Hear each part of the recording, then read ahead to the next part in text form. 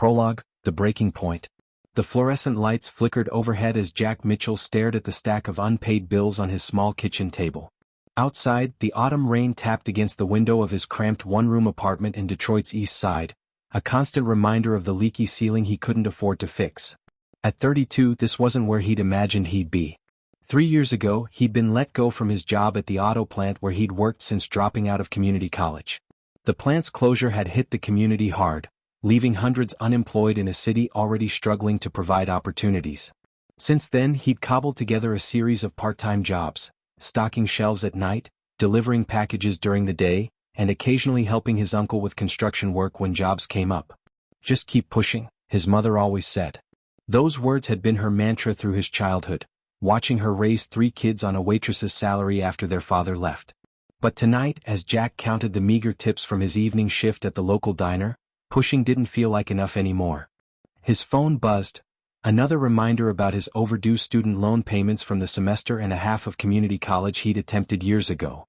The dream of becoming the first in his family to graduate had faded with each passing year, replaced by the harsh reality of survival. He'd been young and directionless then, unsure of what he wanted to study, overwhelmed by the workload while trying to maintain a full-time job. Now the debt felt like a mockery of those abandoned aspirations. Exhausted, Jack sank into his second-hand chair, the springs creaking beneath him. On the wall hung his only decoration, a faded photograph of his high school basketball team. They'd made it to the state championships his senior year. Back then, anything had seemed possible. He'd been the team captain, known for his ability to rally the team even when they were down by double digits. "Never give up until the final buzzer," he'd tell them. Where was that optimistic kid now? His thoughts were interrupted by a knock at the door. It was Tommy, his 12-year-old nephew, clutching a math textbook. Despite his exhaustion, Jack smiled. For the past few months, he'd been helping Tommy with his homework whenever he could. The kid was bright, far brighter than Jack had been at his age, but was struggling in school, distracted by the same challenges Jack had faced. A single parent working multiple jobs, an absent father, and a neighborhood where academic achievement often took a backseat to immediate survival. "Uncle Jack?" Tommy's voice wavered. "I know you're probably tired, but I've got this algebra test tomorrow." Looking at Tommy's hopeful face, something stirred in Jack's chest. He recognized that look, the same one he'd had years ago before life's disappointments had dimmed his own dreams.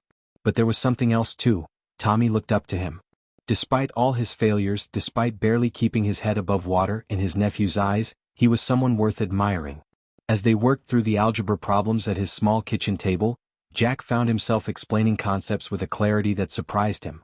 Math had always been his strongest subject, though he rarely thought about it anymore. Tommy's face lit up with understanding, and for the first time in years, Jack felt a spark of something he'd almost forgotten: purpose. That night, after Tommy left, Jack couldn't sleep. His mind kept returning to a conversation he'd had earlier that week with a regular customer at the diner. The man, a professor at the local community college, had overheard Jack explaining a math concept to another server during a slow period. "You have a knack for breaking down complex ideas," the professor had said. "Ever thought about teaching?" Jack had laughed it off at the time. "Am a teacher?" With his incomplete education and checkered employment history? It seemed absurd. But now, watching the streetlight cast shadows on his ceiling, the idea wouldn't let him go. The next morning, instead of heading straight to his first job of the day, Jack took a detour to the library. He'd never been much of a reader, but he found himself drawn to the computers in the back. For the next hour, he researched GED programs, teaching certificates, and requirements for community college admission.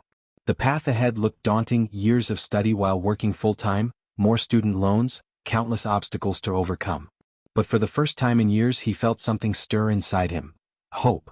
He thought about Tommy, about all the kids in his neighborhood facing the same struggles he had. He thought about his mother, who'd never given up despite all the odds stacked against her. He thought about his former teammates from that championship season, and the leadership qualities his coach had always said he possessed. As he walked to work that morning, the usual weight of his circumstances felt different. It wasn't lighter exactly, but more purposeful. The rain had stopped, and the rising sun cast long shadows across the cracked sidewalk. Jack straightened his shoulders, his mother's words echoing in his mind: "Just keep pushing." But this time he wasn't just pushing blindly. This time he had a direction. That evening, after his shift ended, Jack sat down at his kitchen table again. The bills were still there, the challenges hadn't magically disappeared. But instead of dwelling on what he lacked, he began to write. He listed his strengths, his resources, however minimal they seemed, and the steps he would need to take to move forward. It wasn't a fully formed plan yet, but it was a start. His phone buzzed again, another bill reminder. But beneath it was a text from Tommy: "Thanks for helping me, Uncle Jack. I got a B+ on the test." Jack smiled, feeling a familiar surge of pride and determination. The same feeling he'd had before those championship games. He might be starting from the bottom with more obstacles than advantages, but he'd been there before. He knew how to fight, how to persevere, how to lead. Maybe it was time to use those skills not just to survive, but to build something meaningful. Outside, the city was quieting down for the night. In apartments and houses across his neighborhood, countless others were facing their own struggles, fighting their own battles. Jack thought about how many of them, like him, had dreams they'd set aside, potential they'd never fully explored. Tomorrow would bring its own challenges, more shifts to work, bills to pay, obstacles to overcome. But tonight, Jack Mitchell made a promise to himself. He would rise above his circumstances, not just for himself but for Tommy, for his mother, for everyone who'd ever believed in him, and for those who needed someone to believe in them. This wasn't just about survival anymore. This was about transformation. And every transformation, no matter how daunting, begins with a single step. As he finally prepared for bed, Jack glanced one last time at the championship photo on his wall. The young man in that picture had believed anything was possible. Maybe, just maybe, he had been right all along. Chapter 1. The First Step. The community college looked different in the daylight. Jack had driven past it countless times during his late-night delivery runs, but standing in front of the admissions office at 9 a.m. on a Tuesday made it feel more real and more intimidating. His work uniform was tucked into his backpack. He'd have to head straight to his shift at the diner after this. Assuming he could even get through the door. "You got this," he muttered to himself, gripping the folder containing his high school transcripts. The parking lot was filling up with students, most of them younger than him. A group of teenagers brushed past, laughing about something on their phones. Jack felt every one of his 32 years as he watched them disappear into the building. The admissions office was quiet except for the gentle hum of fluorescent lights and the clicking of computer keyboards. A middle-aged woman with kind eyes looked up from her desk as he approached. "Can I help you?" she asked. Her nameplate read Mrs. Anderson. Jack cleared his throat. "I hope so. I'm interested in, well, I'm looking to go back to school." The words felt strange in his mouth, like speaking a language he'd forgotten.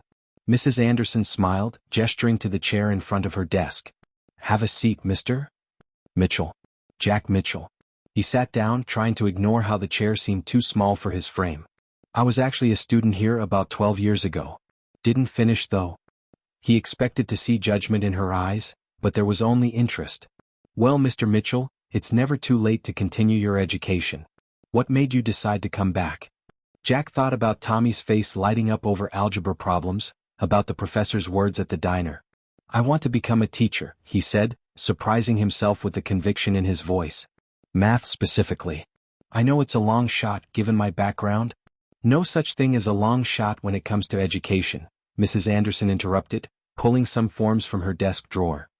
"Just different paths to the same destination. Tell me more about your background."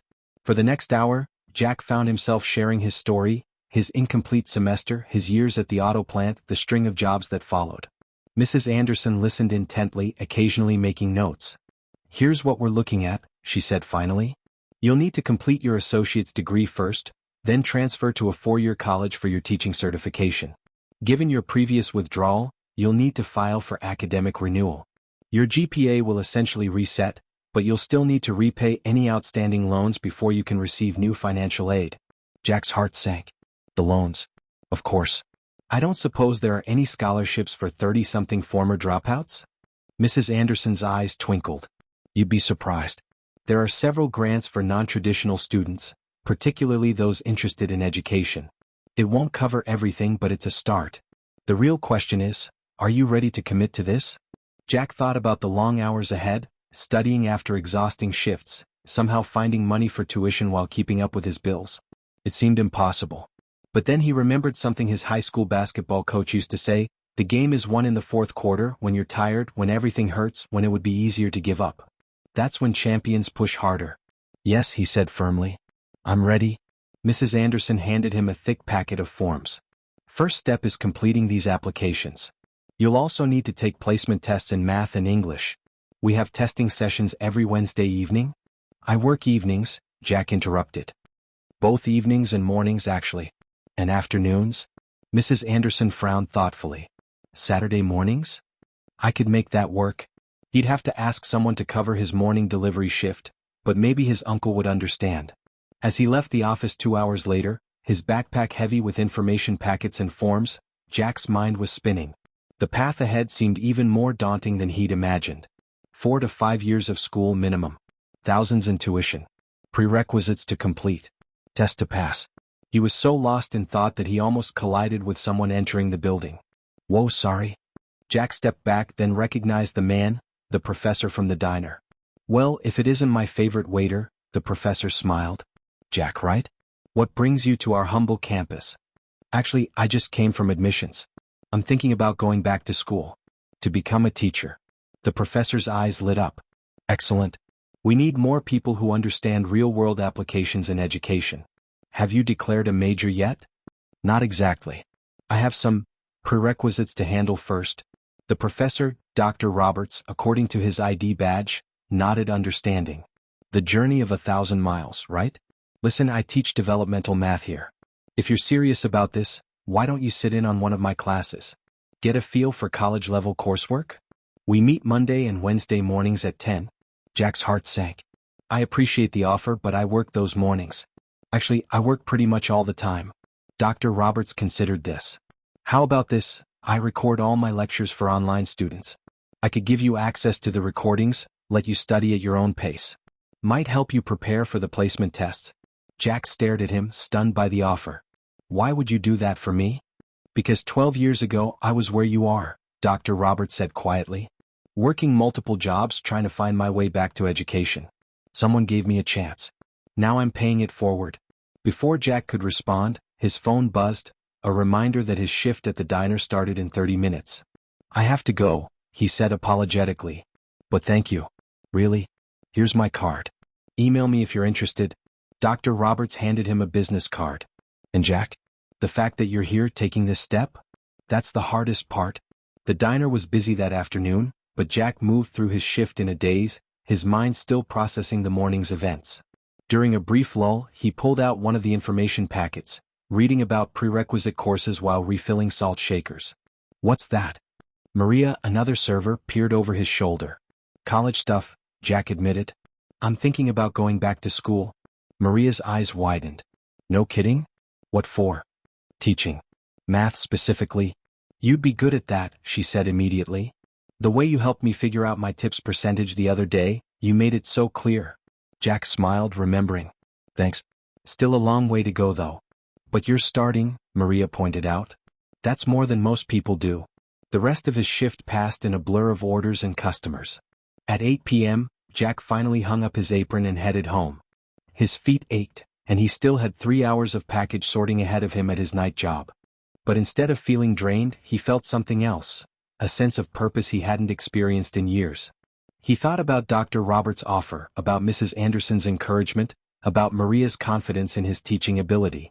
At home, before heading to his night shift, Jack sat at his kitchen table. He took out the forms Mrs. Anderson had given him and began filling them out, his handwriting careful and determined. When he reached the section asking for his intended major, he wrote mathematics education without hesitation. His phone buzzed, a text from Tommy. Hey Uncle Jack, got another math test coming up. Any chance you could help me study? Jack smiled, typing back, absolutely. How about Saturday after my morning shift? Then he opened his laptop, a refurbished model he'd bought from a pawn shop, and composed an email to Dr. Roberts, accepting his offer to access the recorded lectures.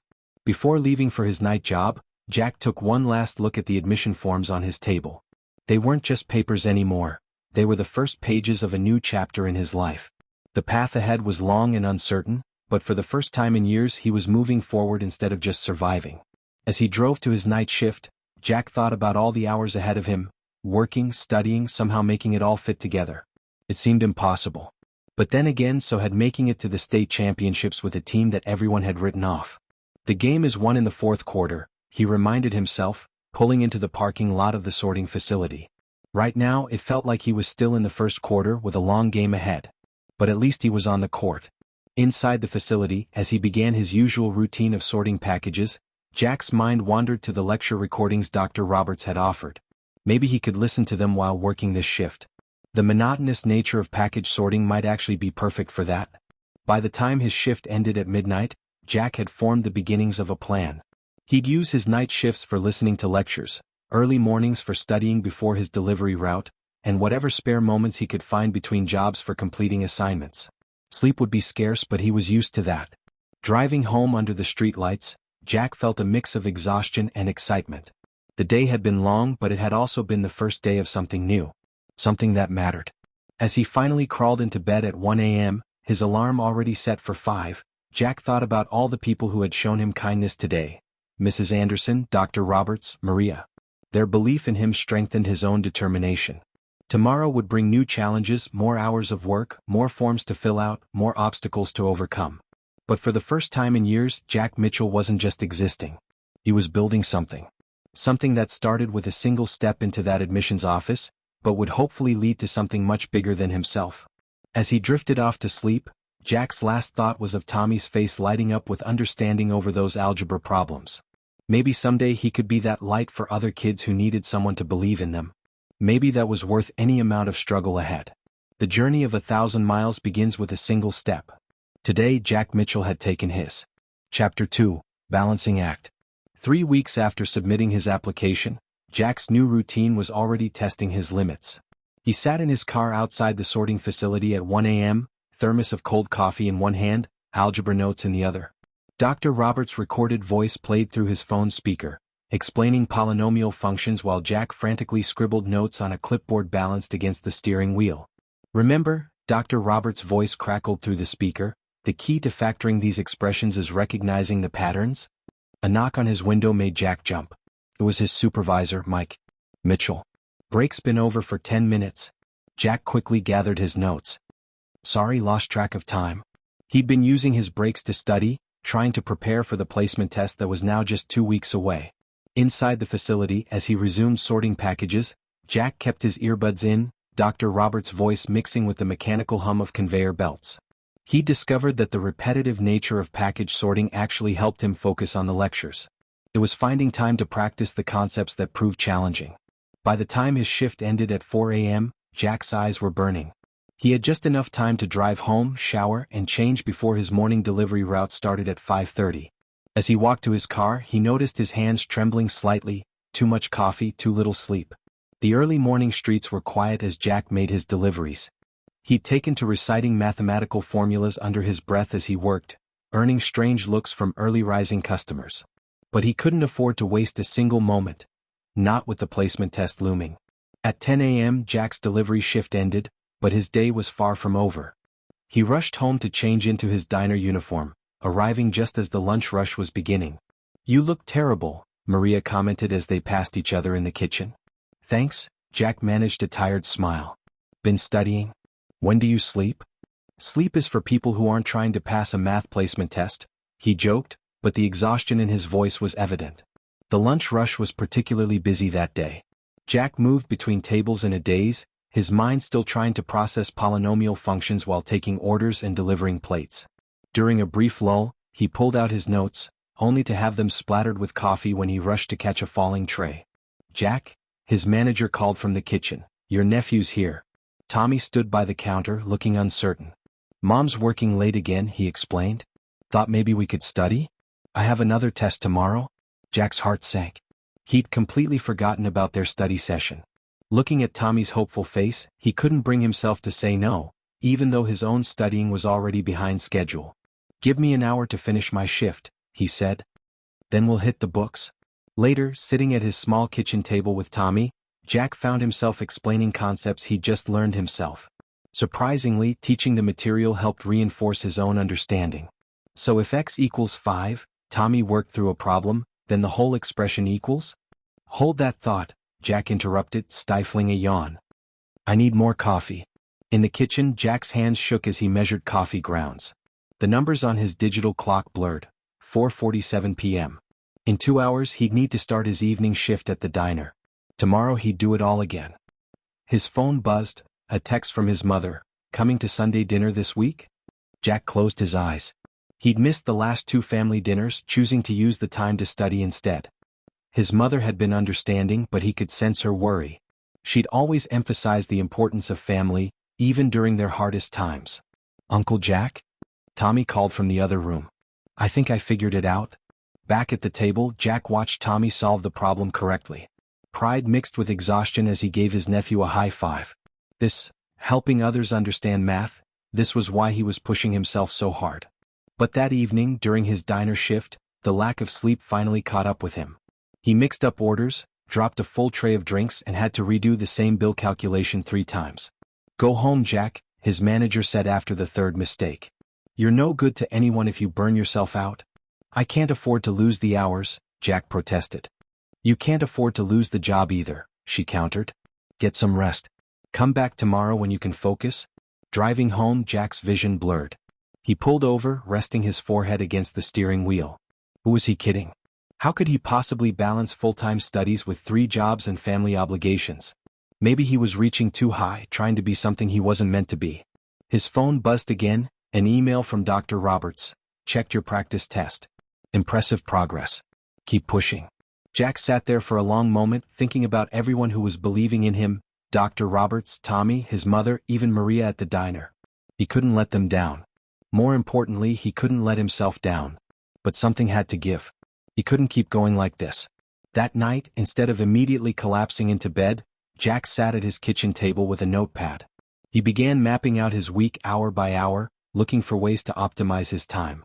Maybe he could consolidate his delivery routes to free up an extra hour for studying. Or perhaps he could record himself explaining math concepts during his drives, killing 2 birds with 1 stone, practicing teaching while reviewing the material.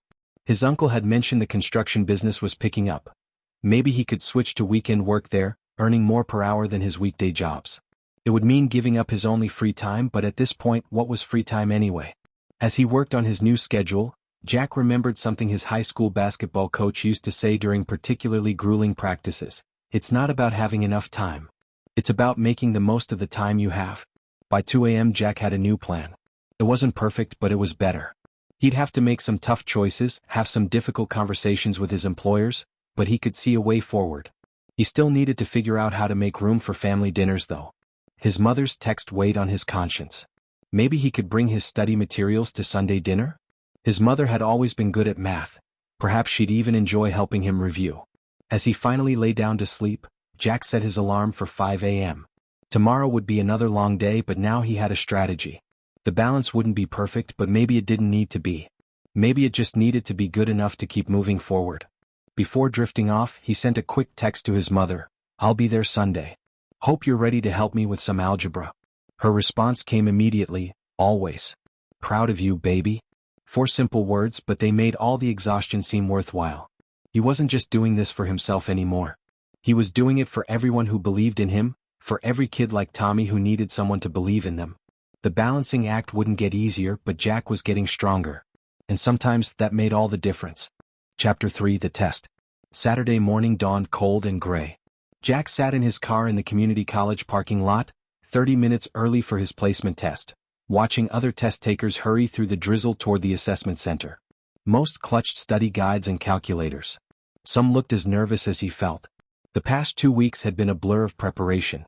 After restructuring his schedule, Jack had managed to carve out more consistent study time, though it came at a cost. He'd scaled back his diner shifts to weekends only, picked up more lucrative construction work with his uncle, and learned to survive on 4 hours of sleep. His mother had turned Sunday dinners into study sessions, quizzing him between courses while Tommy checked his answers. Dr. Roberts' recorded lectures had become the soundtrack to his nights at the sorting facility. Jack had listened to each one so many times he could recite parts from memory. During his delivery routes, he'd taken to explaining mathematical concepts out loud, practicing his teaching skills on an imaginary classroom while navigating through early morning traffic. Now, sitting in his car, Jack pulled out the practice test Dr. Roberts had given him. Coffee stains marked the corners, and the pages were dog-eared from countless reviews. He'd scored 85% on his last attempt, not perfect, but a vast improvement from his first try 3 weeks ago. "You've got this," he muttered, his mother's words echoing in his mind. But doubt crept in anyway. What if he'd just memorized the practice problems? What if the real test was completely different? What? A knock on his window startled him. It was Dr. Roberts holding an umbrella. "Thought I might find you here early?" He smiled as Jack rolled down the window. "Ready to show them what you can do?"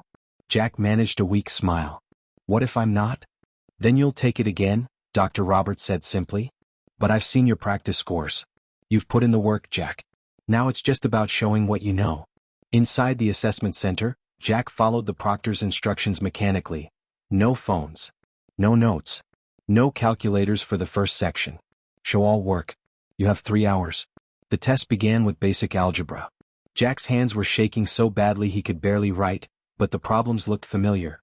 Solve for X factor the expression. Find the slope. He thought of Tommy's face lighting up with understanding, of his mother's patient encouragement, of Dr. Roberts' belief in him. Slowly his hands steadied. The numbers and symbols on the page stopped swimming. He began to work methodically, showing each step just as he would explain it to Tommy. When he reached the word problems, he heard his own voice from his delivery route practice sessions. "First, identify what we know." 2 hours in, Jack hit a problem that made him stop cold. It was unlike anything he'd seen in the practice tests. His mind went blank. Panic started to rise in his chest. "Close your eyes," he told himself. "Breathe. Break it down."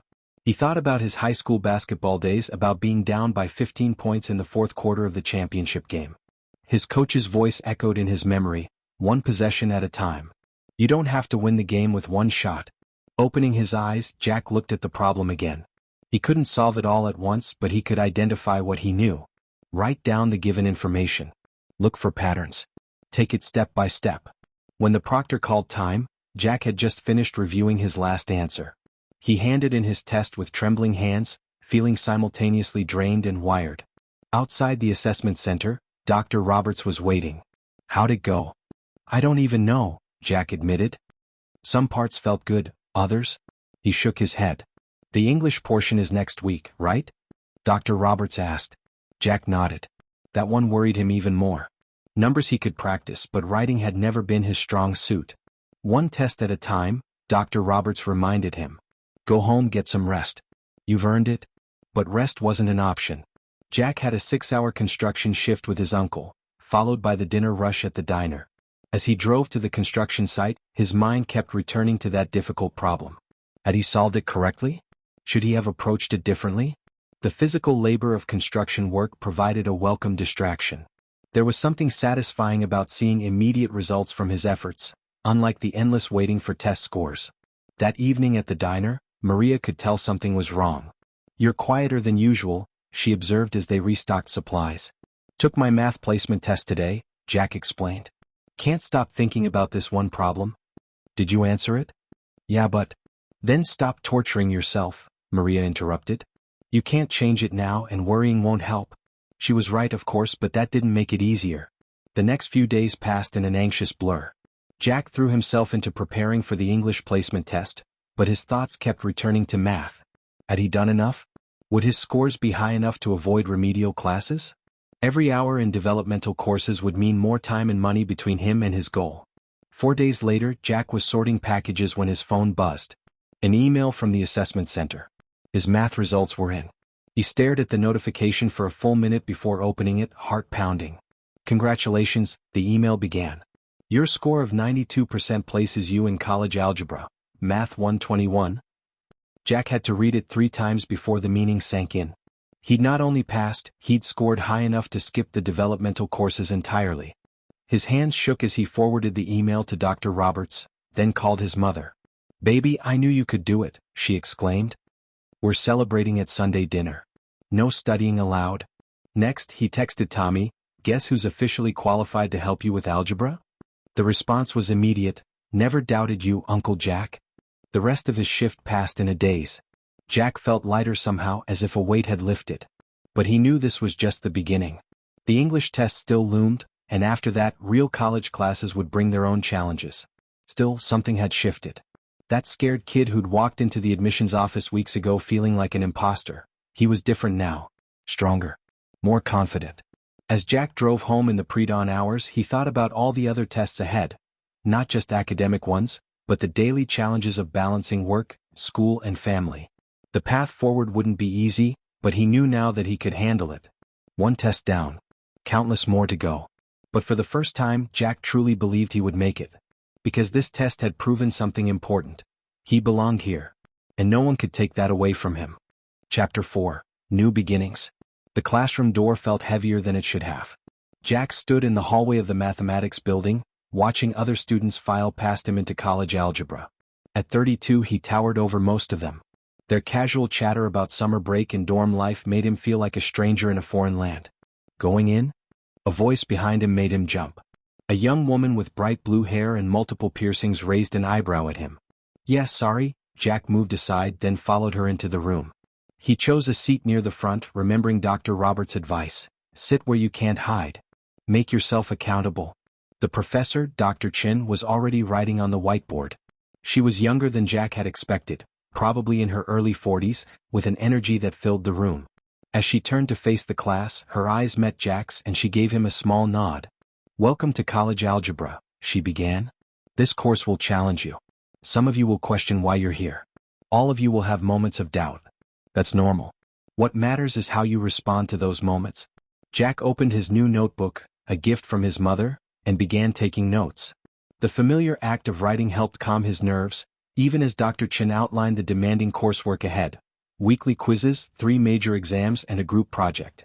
Find a study group early, she advised. Mathematics isn't a solitary sport.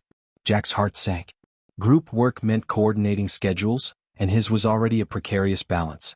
As if on cue, his phone vibrated silently in his pocket. Probably his uncle about today's construction job. After class, Jack hurried to his car, already running late for his shift. But Dr. Chen's voice stopped him. "Mr. Mitchell?" He turned, surprised she knew his name. "Dr. Roberts mentioned you might be in my class," she smiled. "He speaks highly of you. I understand you're working full-time?" 3 part-time jobs, actually," Jack admitted. Dr. Chin nodded thoughtfully. "That won't be easy with this course load. Have you considered tutoring? The math lab pays well and the hours are flexible." "Me? Tutor?" Jack almost laughed. "I just got here." "You scored remarkably well on the placement test," she pointed out. "Think about it.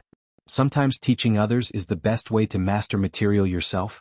The idea followed Jack to his construction shift, where he worked alongside his uncle's crew installing drywall. Teaching had been his goal, but tutoring? No. Between sweating sheets of drywall into place, he thought about how explaining concepts to Tommy had helped reinforce his own understanding. That evening, instead of his usual sorting shift, Jack attended his first English composition class. The instructor, Professor Martinez, greeted them with an unexpected question. "Why are you here?" Students began sharing typical answers: to get their degree, to transfer to a university, to make their parents happy. When it was Jack's turn, he found himself telling the truth. "I want to be a teacher," he said. "And I want to show my nephew that it's never too late to chase your dreams." Professor Martinez smiled. "Now that's an essay I want to read." The assignment board at the front of the room was intimidating. Weekly essays, reading responses, a research paper. Jack hadn't written an essay since high school. But as Professor Martinez explained the first assignment, a personal narrative about a transformative moment, Jack thought about his journey so far. Maybe he did have something to write about. Later that night, trying to study in his apartment, Jack faced his first real crisis of the semester. His English textbook cost more than he'd expected, eating into his carefully budgeted savings. The construction job had been rained out twice last week, and his diner shifts had been cut due to slow business. The math textbook for Dr. Chen's class sat unopened on his table. He still hadn't bought it. At over $200, it might as well have been $2,000. His phone buzzed. "Tommy, help with homework?" Jack looked at his own mounting homework, the bills on his table, the schedule he'd meticulously planned. Something had to give. But then he remembered Dr. Chen's words about tutoring. The math lab paid $15 an hour, significantly more than sorting packages. And the hours would be during the day when the library was open, giving him access to textbooks he couldn't afford to buy. The next morning, Jack arrived at the math lab an hour before his algebra class. The coordinator, Ms. Wheeler, reviewed his placement scores and transcript. "We normally prefer students who've completed calculus," she said, "but we're short-handed for algebra tutoring. When can you start?" By the end of the week, Jack had rearranged his entire schedule. He kept his weekend diner shifts and occasional construction work but replaced the sorting job with tutoring. The pay was better, the work more relevant to his goals, and, most importantly, the math lab had copies of all the textbooks. His first tutoring session terrified him. The student, a frustrated nursing major named Rachel, seemed skeptical of him at first. "So what year are you in?" she asked. "First semester actually," Jack admitted. "But I've been where you are, struggling to understand these concepts while juggling work and school. Let me show you how I break it down." To his surprise, the techniques he'd developed for teaching Tommy worked just as well with Rachel. By the end of the session, she was solving problems on her own. "You explain things better than my professor," she said, gathering her books. "Can I request you next time?" That night, working on his English essay, Jack found the words flowing easier than expected. He wrote about standing in the admissions office, about the weight of that moment, about the fear and hope that had brought him there. His phone buzzed, a group text from his algebra study group. They were meeting tomorrow at 7 a.m. before classes started. Jack looked at his schedule, already feeling overwhelmed. But Dr. Chen's words echoed in his mind. "Mathematics isn't a solitary sport." "I'll bring coffee," he texted back. As he finally crawled into bed at midnight, Jack thought about how much had changed in just 1 week. His carefully structured routine had been completely upended. New challenges seemed to appear daily. But somehow it felt right. His mother's words from Sunday dinner came back to him. "Baby, you're not just taking classes, you're building a new life. That takes time." She was right. This wasn't just about passing tests anymore. It was about becoming someone new while staying true to who he was. A student. A tutor. A future teacher. Still Tommy's uncle, still his mother's son, still the guy who could install drywall and calculate tips at the diner. The road ahead was long and he was just taking his first real steps. But for the first time, Jack felt like he wasn't walking it alone. His phone buzzed one last time. "Rachel from the math lab. Thanks for today. Made me believe I can actually do this." Jack smiled in the darkness. Maybe he was already becoming the teacher he wanted to be, one small lesson at a time. Chapter 5. Crisis Point. The first sign of trouble came in the form of a fever. Jack ignored it, downing cold medicine between tutoring sessions and classes.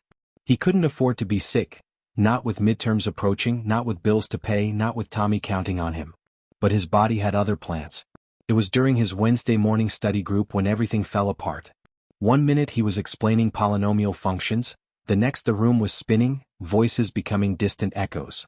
"Jack, you okay? You're really pale." The fluorescent lights of the emergency room were harsh against his closed eyelids. "Pneumonia," the doctor said. "Severe. Probably been developing for weeks. No work or school for at least 10 days. 10 days? Jack's voice was barely a whisper. "I can't." "You can't ignore this," the doctor interrupted firmly. "Your oxygen levels are dangerously low. This isn't negotiable." The hospital bill arrived before he was even discharged. $3,200 after insurance. Insurance he'd only gotten because it was required for enrollment. His careful financial planning, already stretched thin, shattered completely. Back in his apartment, Jack stared at his laptop screen, looking at his course's attendance policies. 3 absences maximum in math. 4 in English. He'd already used 2 in each, covering shifts at the diner. 10 days meant missing at least 6 classes. His phone kept buzzing. "The math lab coordinator, take all the time you need to recover, but we'll need documentation." His uncle, "Get well soon, kid. Work will be here when you're better." The diner manager, "Hope you feel better. Had to give your weekend shifts to Maria?" Dr. Chin, "Missed you in class. Let's discuss options when you're back." Tommy, "Mom says you're really sick. Can someone else help me study?" That last message hit hardest. Jack tried to type a response, but his hands were shaking too badly. The fever was rising again. Through his medication-induced haze, Jack did the math. No work meant no income. No income meant no rent. No rent meant he was drowning, not just from the fluid in his lungs, but from the weight of everything he'd been trying to juggle. Maybe this was a sign. Maybe he'd been fooling himself, thinking he could do this.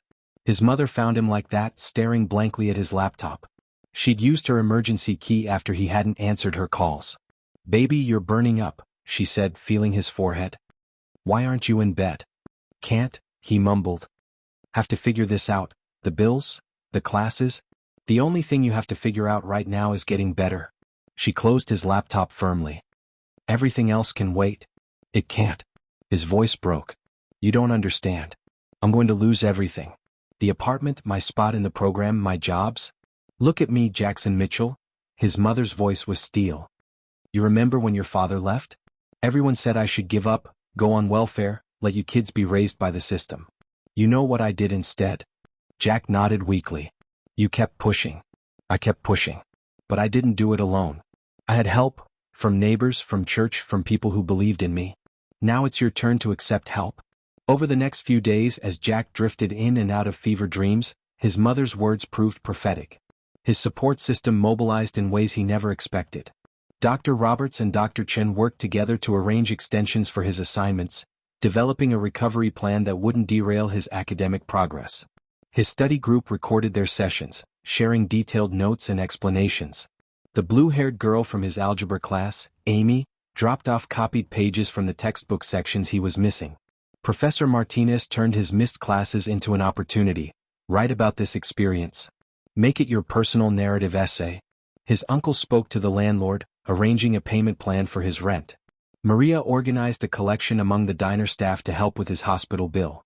Even Tommy helped, proudly showing Jack how he'd solved his math homework on his own. I remembered how you taught me to break down the problems.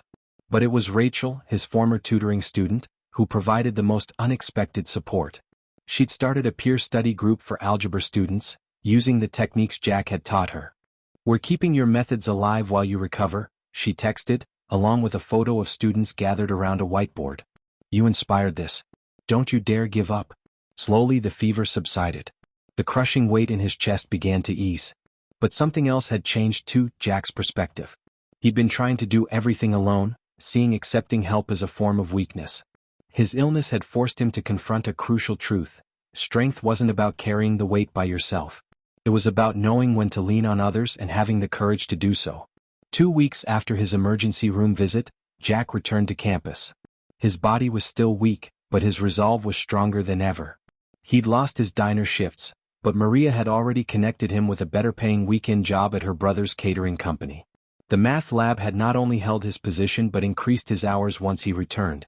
The hospital bill was still there, a mountain he'd have to climb one payment at a time. But his uncle had helped him work out a manageable payment plan, and the hospital's financial aid program had reduced the total amount. Most importantly, he hadn't lost his spot in the program. His professors had worked with him, believing in him even when he'd stopped believing in himself. In his first class back, Dr. Chin called him aside. You know what impressed me most? She said. Not that you got sick, that happens. But how you handled it. You built a community here, Jack. People wanted to help because you've been helping them all along. That evening, tutoring his first student since returning, Jack approached his work with new insight. He wasn't just teaching math anymore, he was building connections, creating the kind of support system he'd needed himself. I don't think I can do this, his student confessed, staring at a particularly challenging problem. Maybe not alone, Jack replied, thinking of his mother's words. But that's why we're here. Let's figure it out together. The crisis had nearly broken him. But like the problems he helped his students solve, the solution wasn't about finding the right answer alone. It was about having the right support, the right tools, and the courage to keep pushing forward, one step at a time. He'd thought hitting rock bottom meant failure. Instead, it had taught him his most valuable lesson yet. Sometimes the greatest strength lies in admitting you can't do it all alone. Chapter 6. The Mentor. Have you ever thought about why you really want to teach? The question caught Jack off guard. He was sitting in Dr. Roberts' office during their weekly check-in, something that had become routine since his recovery from pneumonia. The late afternoon sun cast long shadows through the window, illuminating the dozens of mathematics books lining the walls. To help kids like Tommy, Jack answered automatically. To make a difference. Dr. Roberts leaned back in his chair, his reading glasses catching the light. That's the what. I'm asking about the why. Jack opened his mouth to respond, then closed it. He'd never thought about the distinction before. Let me tell you a story, Dr. Roberts continued, removing his glasses. 25 years ago, I was working as a mechanic. Good money, stable job. But every day I felt like I was fixing the wrong things. Jack noticed a photograph on the desk he'd never paid attention to before. A much younger Dr. Roberts in overalls, standing in front of an auto shop. One day this kid comes in with his mom's car. Teenager, probably 17. While I'm working, he starts asking questions about the engine. Not just basic stuff, he wanted to understand the mathematics behind it. Compression ratios, fuel efficiency calculations, timing sequences. This kid had a mind for numbers, but his school had already written him off. Dr. Roberts paused, his eyes distant with memory. I spent an hour showing him how calculus related to engine optimization. The look on his face when it clicked. That's when I knew I had to change careers.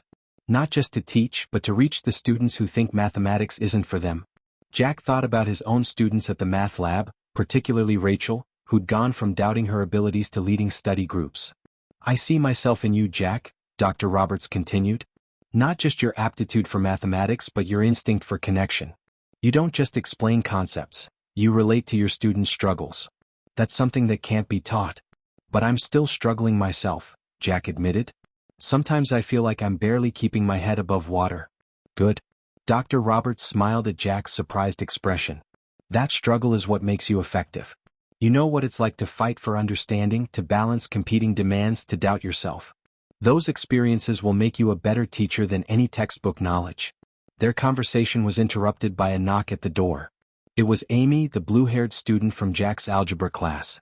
Sorry to interrupt, she said, but the study group had a question about partial fractions. Perfect timing, Dr. Roberts said. Jack, why don't you take this one? As Jack worked through the problem with Amy, he found himself using techniques he'd learned from Dr. Roberts, but adapting them to his own style. He noticed Dr. Roberts watching with approval. You see? Dr. Roberts said after Amy left. That right there, the way you connected the concept to her engineering coursework. That's what I'm talking about. You're not just teaching mathematics, you're teaching students. I learned from the best, Jack smiled. Which brings me to my next point. Dr. Roberts pulled out a folder. There's a teaching assistant position opening up next semester in the developmental math program. 20 hours a week includes tuition remission. Jack's heart skipped. Tuition remission would be life-changing, but 20 hours was a big commitment. You think I'm ready for that? I think you're ready to try. Dr. Roberts handed him the application. It's competitive and it would mean restructuring your work schedule again. But it would also give you valuable classroom experience. Later that evening, as Jack drove to his catering job, he thought about Dr. Roberts' journey from mechanic to professor. He'd never asked what that transition had been like. The doubts, the sacrifices, the moments of uncertainty. The next week, as they reviewed Jack's teaching assistant application, he finally asked. Dr. Roberts smiled. It was terrifying. I was 35, married with a baby on the way, taking introductory calculus with students half my age. Everyone thought I was having a midlife crisis. What kept you going? My mentor. Dr. Roberts picked up a framed photo from his shelf, himself with an elderly man in front of a university building. Dr. Harrison. He saw something in me I didn't see in myself. Whenever I doubted my decision, he'd remind me that teaching isn't just about sharing knowledge. It's about sharing your journey. Jack thought about Tommy, about Rachel, about all the students who'd been part of his journey so far. The hardest part, Dr. Roberts continued, wasn't learning the mathematics. It was learning to believe I belonged here. That my perspective had value precisely because it was different. How did you overcome that? I didn't. Not completely. Even now there are moments of doubt. But that's part of growth. The key is having someone who believes in you, especially when you don't believe in yourself. As if on cue, Jack's phone buzzed, a text from Tommy showing off his latest math test score, A-. Getting closer to that, Uncle Jack? Speaking of believing in someone, Jack smiled, showing Dr. Roberts the text. You see? It's a cycle. Dr. Harrison believed in me, I believe in you, you believe in Tommy. That's how change happens, one relationship at a time. They spent the next hour working on Jack's application, refining his teaching philosophy statement. Dr. Roberts didn't just edit. He challenged Jack to dig deeper, to articulate why each experience had shaped his approach to teaching. Remember, Dr. Roberts said as Jack was leaving, teaching isn't just about what happens in the classroom. It's about the connections you build, the confidence you inspire, the doors you help open. Sometimes the most important lessons happen in moments like this, one-on-one, when a student is ready to hear them. Walking to his car, Jack realized something profound. Dr. Roberts hadn't just been mentoring him, he'd been demonstrating what great teaching looks like. Every conversation, every challenge, every word of encouragement had been a lesson in itself. That night, working on his teaching philosophy statement, Jack wrote from his heart. Mathematics isn't just about numbers, it's about believing in possibilities. Every student deserves someone who sees their potential, who understands their struggles, who believes in their ability to grow. I want to be that person because others have been that person for me. Teaching isn't just my goal, it's my way of paying forward the guidance and support that transformed my own life. When he showed the draft to Dr. Roberts the next day, his mentor smiled. Now that, he said, is your why. Chapter 7, Breakthrough. The email from the mathematics department appeared in Jack's inbox at 3 a.m., while he was reviewing his notes for his final presentation. His hand shook as he read it. Congratulations on your selection as a teaching assistant for the spring semester. He had to read it 3 times before the reality sank in. Out of 12 applicants, they'd chosen him. The position would start in January, bringing with it not just tuition remission but also his first real step into classroom teaching. But he couldn't celebrate yet. In 6 hours he would give the most important presentation of his life, teaching a full lesson to Dr. Chen's college algebra class as part of his final assessment. The topic was optimization problems, and Jack had been preparing for weeks. His apartment walls were covered with practice problems, his whiteboard filled with explanations refined through countless tutoring sessions. He'd even practiced in front of Tommy and his mother, using their questions to improve his approach. "You've got this," he muttered to himself, the same words he'd said to so many struggling students in the math lab. But this was different. This wasn't one-on-one tutoring. This was standing in front of 30 students, proving he could actually teach. Morning came too quickly. Jack arrived early to set up, his dress shirt, borrowed from his uncle, feeling stiff and formal. Students began filing in, including Rachel and several others he'd tutored. They gave him encouraging smiles, but his stomach was still in knots. Dr. Chin sat in the back, evaluation form ready. Dr. Roberts had also slipped in, giving Jack a subtle thumbs up. Taking a deep breath, Jack picked up the dry erase marker. "Today we're going to solve real-world problems using calculus. But first, let me tell you about fixing cars." The class looked confused. This wasn't how their usual lectures started. "Before I came back to school, I helped my uncle with his construction business. We often had to calculate the most efficient way to use materials to minimize waste and maximize profit. That's optimization, and it's exactly what we're learning today." As Jack worked through his first example, calculating the optimal dimensions for a storage unit, he saw something click in his students' eyes. By connecting mathematics to concrete experiences, he was building bridges between abstract concepts and practical applications. "Think about it like this," he continued, drawing a diagram. "Every decision we make has constraints, just like in construction. The trick is finding the sweet spot within those constraints." Halfway through the lesson, Jack noticed something remarkable. Students who usually sat quietly were asking questions. Those who typically struggled were nodding with understanding. Even Dr. Chin was taking notes. Then came the moment he'd been dreading: group work. He designed an activity where students had to develop their own optimization problems based on real-life scenarios. It was risky. Student engagement could make or break the lesson. But as he circulated among the groups, Jack heard exactly what he'd hoped for: students teaching each other, making connections, getting excited about mathematics. "This is like planning my workout routine," one student realized. "I'm always trying to optimize time versus intensity, and it's like my delivery route at work," another added. "Finding the most efficient path?" Jack smiled, remembering his own late-night revelations while listening to Dr. Roberts' lectures during his delivery shifts. Mathematics wasn't just about formulas, it was about seeing patterns in the world around us. The 50-minute class flew by. As students packed up, several stopped to thank him. Rachel lingered behind. "That was amazing," she said. "I finally understand why we're learning this stuff." After the room cleared, Dr. Chin approached his desk. Her expression was unreadable as she reviewed her notes. "Mr. Mitchell," she began, "that was one of the most effective lessons on optimization I've seen in years. You didn't just teach the mathematics, you made it relevant. That's a rare skill." Relief flooded through Jack. But Dr. Chin wasn't finished. "More importantly, you showed something crucial today. You demonstrated that effective teaching comes from understanding both the subject matter and the student experience. Your background, which you might have once seen as a disadvantage, is actually your strength." Dr. Roberts joined them, beaming with pride. "I told you he was special." "Indeed." Dr. Chin handed Jack his evaluation. Perfect scores across every category. "The teaching assistant position is just the beginning. You have a real future in education, Mr. Mitchell."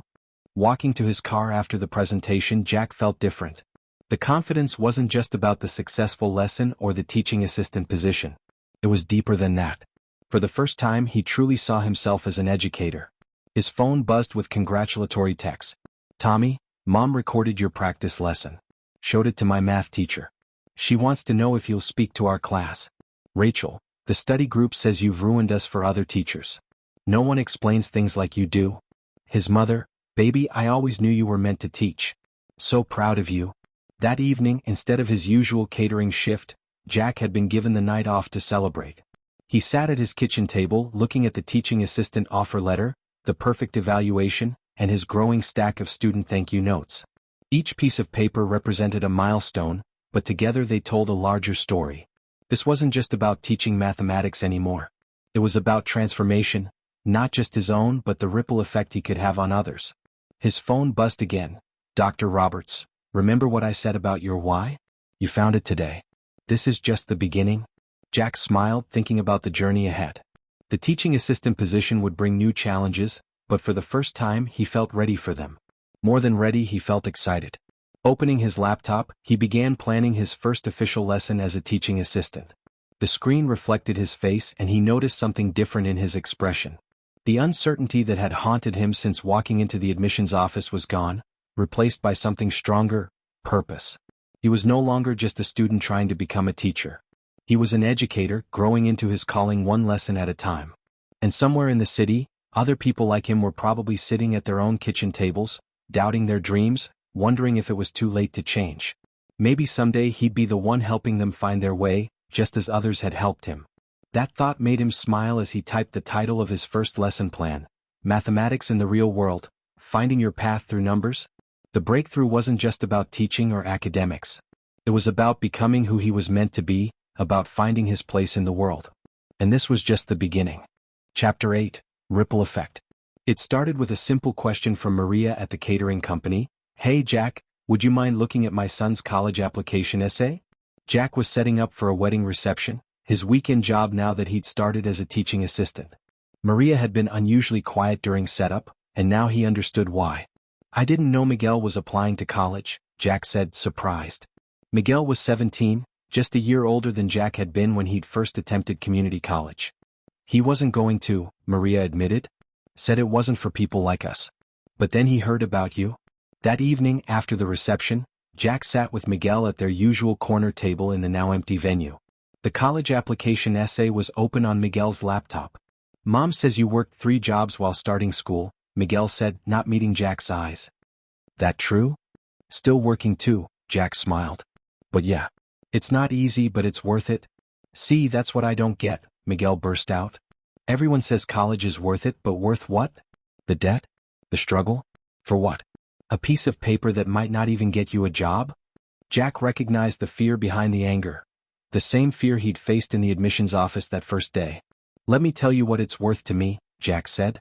"It's worth knowing that every time I help a student understand something they thought was impossible, I'm changing their story about what they can achieve. It's worth seeing my nephew's face light up when he gets an A in math. It's worth knowing that I'm becoming someone who can make a real difference." Miguel was quiet for a moment. "I want to study engineering," he finally admitted. "But everyone says it's too hard, especially if you have to work." "Too hard compared to what?" Jack asked. "Compared to your mom working double shifts to raise you alone? Compared to giving up on your dreams before you even try?" They spent the next 2 hours revising Miguel's essay, transforming it from a generic statement about wanting to study engineering into a powerful story about growing up watching his mother fix their apartment's ancient heating system, sparking his interest in mechanical systems. A week later, Maria cornered Jack before their shift. He submitted the application. She beamed. "First one in our family to apply to college." But Miguel was just the beginning. Word spread through the catering staff about Jack, the guy who worked weekends while studying to become a teacher, who helped anyone who asked with school-related questions. Soon he was staying after shifts to help Rachel, the bartender, prepare for her GED test. The head chef's daughter started bringing her algebra homework to prep sessions. At the community college, the ripples spread wider. Jack's study groups in the math lab had grown so large they had to move to bigger rooms. But it wasn't just about mathematics anymore. Students started coming to him for advice about balancing work and school, about believing in themselves, about daring to change their lives. One Tuesday he arrived at the math lab to find Amy, his blue-haired classmate, in tears. "My parents cut me off," she explained. Said art school was a waste of time, that I should stick to practical subjects. What do you want to do? Jack asked. I want to combine art and mathematics, she said. Like M.C. Escher, creating art based on mathematical principles. But how can I pursue that with no support? Jack helped her research scholarships, connect with other working students, and develop a budget plan. 3 months later, she sold her first mathematical art piece to the college, a stunning visualization of fractal patterns that now hung in the mathematics department. Even at his uncle's construction sites, where he still worked occasional weekends, things were changing. His cousin Danny, who dropped out of high school years ago, started asking questions about the GED program. If you can do it with 3 jobs, Danny said, maybe I can too. The most surprising ripple came from Tommy's school. After hearing about Jack's success, Tommy's math teacher invited him to speak to their class about real-world applications of mathematics. Standing in front of 25 8th graders, Jack shared his story. Mathematics isn't just about numbers, he told them. It's about patterns, problem-solving, and possibilities. Every time you think, I can't do this, remember, that's just the first draft of your story. You can always revise it. After the talk, a quiet girl approached him. My mom works 2 jobs, she said. She always wanted to go to college but never thought she could. Could you talk to her? That weekend, Jack met with the girl's mother, Sarah, at the diner where she worked, the same diner where he'd once juggled shifts between classes. He helped her fill out the admissions forms for community college, sharing his own strategies for balancing work, family, and school. I never thought this was possible, Sarah whispered, holding her acceptance letter 2 weeks later. But seeing you do it, hearing your story, it made me believe I could too. The breakthrough came when Dr. Roberts asked Jack to help develop a new program, Mathematics for Working Students. It would offer flexible scheduling, real-world applications, and built-in support systems based on Jack's experiences.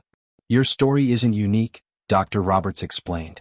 There are thousands of potential students out there holding back because they think college isn't for them. You're proving it can be done, and more importantly, you're showing them how. During the program planning meeting, Jack shared what he'd learned. It's not just about flexible schedules or practical applications. It's about believing you belong here. Every student needs to see someone like them succeeding, needs to know their background is an asset, not a liability. The program would launch next semester with Jack as one of its peer mentors. Already, 20 students had signed up, including Maria, Miguel's mother, who decided to pursue her own degree alongside her son. One evening, after a particularly long day of teaching and tutoring, Jack found a note in his campus mailbox. It was from Rachel, his former tutoring student who now led her own study groups. You didn't just teach me mathematics. You taught me that it's never too late to change your story. Because of you, I'm applying to the education program. Someday, I want to do for others what you did for me. Reading the note, Jack realized something profound. His journey hadn't just been about personal transformation. Every step he'd taken, every obstacle he'd overcome, had created a path for others to follow. The ripples of his decision to return to school hadn't just changed his life. They were changing his community, one story at a time. And this was only the beginning. Chapter 9, The Transfer. The application process began on a cold January morning, 6 months before the acceptance letters would arrive. Jack sat in Dr. Roberts' office, surrounded by university brochures and program descriptions, his laptop open to yet another application portal. For universities, Dr. Roberts said, reviewing Jack's list. Each with strong mathematics education programs. But you've circled these 2, State and Marshall. They feel most realistic, Jack explained. State because it's local, Marshall because it's the best, Dr. Roberts finished. Don't downplay that, Jack. You've earned the right to aim high. The application fees alone were daunting, $75 each, representing hours of tutoring work. But Dr. Roberts had helped him secure application fee waivers, one of many small kindnesses that made this journey possible. Over the next few weeks, Jack threw himself into the applications. His personal statement went through 12 drafts, each one diving deeper into his journey from construction worker to educator. Dr. Chin reviewed his mathematics portfolio, helping him showcase not just his academic achievements but his innovative teaching methods. Focus on your unique perspective, she advised. Your background in construction and delivery work. That's not a disadvantage. It's what helps you make mathematics relevant to students. February brought interviews, first with State University, conducted in person on a snowy afternoon. The interview panel included 3 professors and a current student. When they asked about his teaching philosophy, Jack shared the story of helping Tommy with algebra. Mathematics isn't abstract for my students, he explained. It's about solving real problems, understanding patterns, building confidence. Every time I help a student grasp a concept they thought was impossible, I'm not just teaching mathematics. I'm changing their story about what they can achieve. The Marshall University interview was conducted via video call. Dr. Patel, the professor who would become his advisor, asked him about teaching non-traditional students. I am one, Jack replied honestly. I know what it's like to work full-time while studying, to doubt whether you belong in academia, to wonder if you're too old to change course. That's why I started the peer mentoring program at my community college, because sometimes the most important thing is seeing someone like you succeed. March and April passed in a blur of anticipation. Jack continued his teaching assistant work, now viewing each lesson through the lens of his future career. His study groups had grown so large they had to request a larger room, and word had spread about his knack for making difficult concepts accessible. One Tuesday afternoon, Rachel found him in the math lab. I heard you might be leaving, she said. The rumor mill is buzzing. Jack nodded. Nothing's certain yet, but I've applied to transfer. To Marshall? When he looked surprised, she smiled. Please. Everyone knows that's the dream school for math education. But what about all of us here? What about the program you started? That's what I wanted to talk to you about, Jack said. You're ready to take over the peer mentoring program. You've been ready for months. Rachel's eyes widened. Me? But I'm not. Not what? Not good enough? Not experienced enough? Remember who you're talking to, Rachel. 2 years ago, I was standing where you are now. That evening, Jack led a training session for the peer tutors who would continue his work. Looking around the room at their eager faces, he felt a mix of pride and melancholy. They had come so far from those early days of informal study groups. May brought the decision letters, acceptance to all 4 universities, but only State and Marshall offered full scholarships. The Marshall package included a position in their mathematics learning center, while State offered him a continuation of his current teaching assistant role. The financial implications were staggering. Even with scholarships, moving to Marshall would mean new expenses: rent in an unfamiliar city, transportation costs for visits home, the need to find new part-time work. Jack spent weeks creating detailed budgets, researching affordable housing options, calculating the minimum he would need to earn. His uncle helped him find a small apartment through a friend of a friend, a tiny one-bedroom unit above a bookstore, walking distance from campus. The rent was reasonable, but it would still stretch his budget thin. The decision weighed heavily on him. State University was the safe choice. He could keep his support system, his jobs, his connection with Tommy. But Marshall offered opportunities he'd only dreamed of: specialized courses in mathematics education, research opportunities, connections to innovative teaching programs. The turning point came during a Sunday dinner at his mother's house. Tommy was showing off his latest math test, another A, this one in geometry. You know, Tommy said casually, Marshall has summer programs for high school students. I looked it up. Jack stared at his nephew. You did? Yeah. Thought maybe next summer, if you're there? Tommy shrugged, trying to appear nonchalant. You'd come visit? If you'll have me. Someone has to make sure you're teaching those college kids right. That night, Jack made his decision. He would go to Marshall not despite his connections here but because of them. They had given him the strength to dream bigger, to reach further. The next 2 months were a whirlwind of preparation. Jack worked extra shifts at the catering company, saving every penny. His colleagues surprised him with a farewell gift, a professional laptop bag filled with teaching supplies. For Professor Mitchell, Maria winked, using the title that still felt like a dream. The mathematics department organized a proper send-off. Students from his study groups shared stories of how his teaching had impacted them. Dr. Chin presented him with letters of recommendation for his future job search, sealed with the department's stamp. You've changed how we think about teaching here, she told him. Your methods will continue through the students you've mentored. Even his old construction crew got involved. His uncle's workers spent a weekend helping him pack, sharing beers and stories after loading the last of his boxes. Remember when you first started talking about going back to school? His uncle mused. Some of the guys thought you were crazy. Now look, 3 of them have enrolled in trade certification programs. You showed them it's possible. The hardest conversation was with Miguel, who had been counting on Jack's guidance through his first year of engineering studies. I feel like I'm letting you down, Jack admitted during their final tutoring session. Are you kidding? Miguel replied. You're showing me what's possible. Besides, Rachel's taking over our study group. She says she learned from the best. Moving day dawned clear and warm. Jack's mother insisted on making him breakfast one last time, filling his thermos with coffee for the drive. Tommy helped load the last few boxes into Jack's car, carefully placing the framed collage on top. 2 hours isn't that far, Tommy said, but his voice wavered. No, it's not, Jack agreed, pulling his nephew into a hug. And you better keep me updated on those math grades. The drive to Marshall felt surreal. Jack's car was packed with everything he owned, but his mind was fuller, with memories, fears, hopes, and dreams. He thought about his first day at community college, how impossible this journey had seemed then.